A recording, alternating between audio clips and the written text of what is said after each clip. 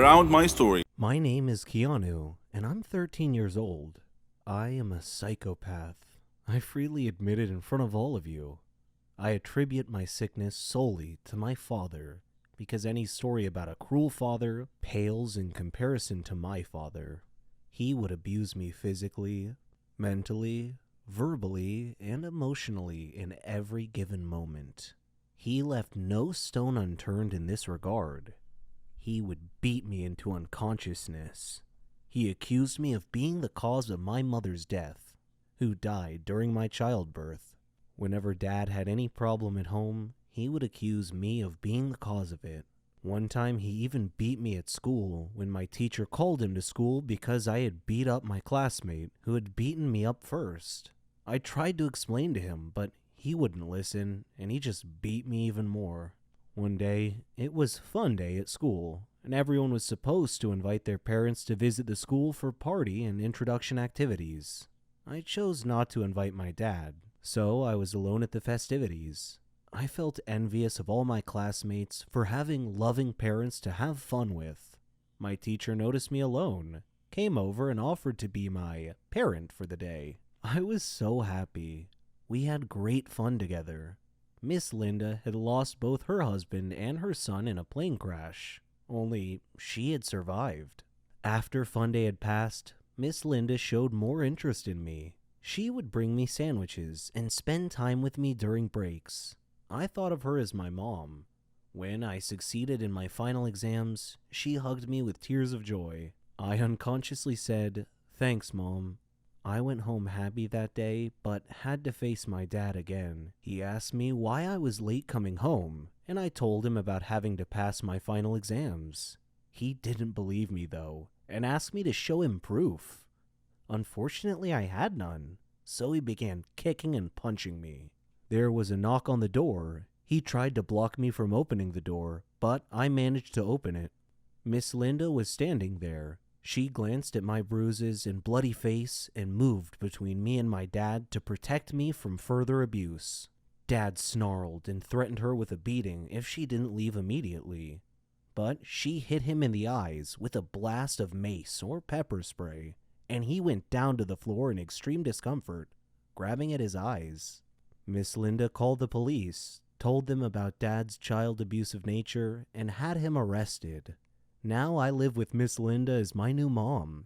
Dad is in prison, where I hope he stays till he dies or rots.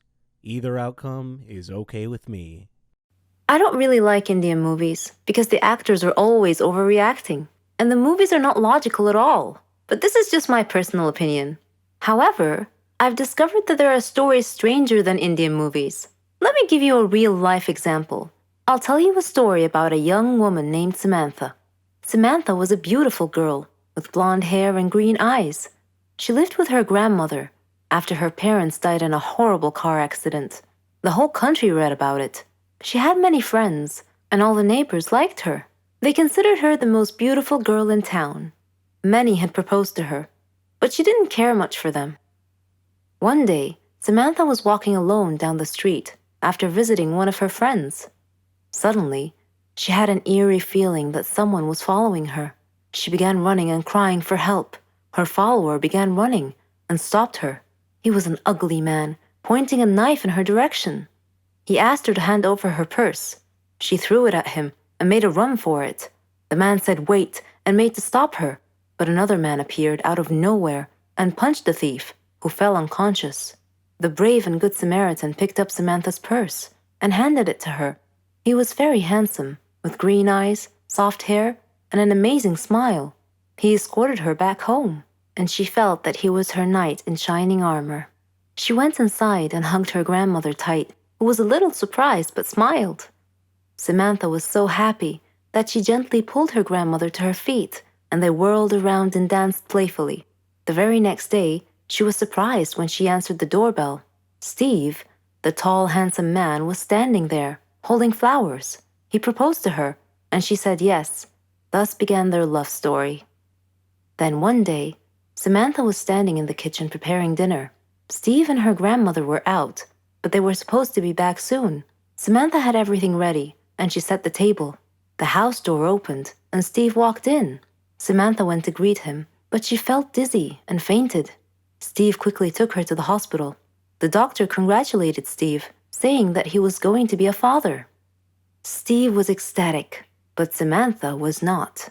Instead, she was shocked and nervous. She said that she was too young to have kids, that she wasn't ready to be a mother.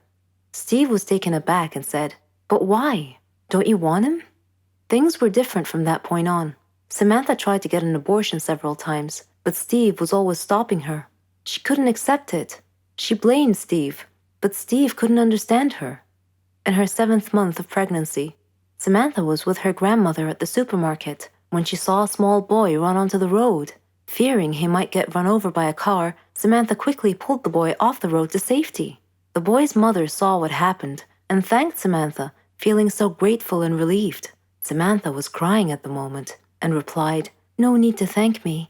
I'm going to be a mother like you soon." For the first time, she was beginning to feel real affection for the baby.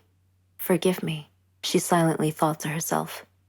She tried to contact Steve many times to tell him that she had finally accepted. She was ready to become a mother, but he never responded. Finally, the day had come.